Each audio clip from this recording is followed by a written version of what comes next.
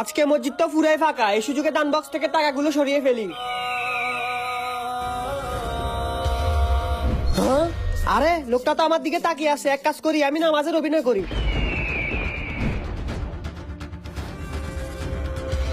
আরে এই লোকটাকে তো কোনোভাবে বুঝতে দেওয়া যাবে না যে আমি চুরি করতে আসছি। এক কাজ করি আমি আর নামাজ পড়ি।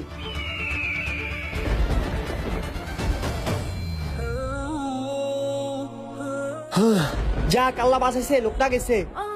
আরে আজানও দিয়ে দিছে, এখন তো মানুষ নামাজ পড়তে আসবে, আমি এখান থেকে তাড়াতাড়ি কেটে পড়ি।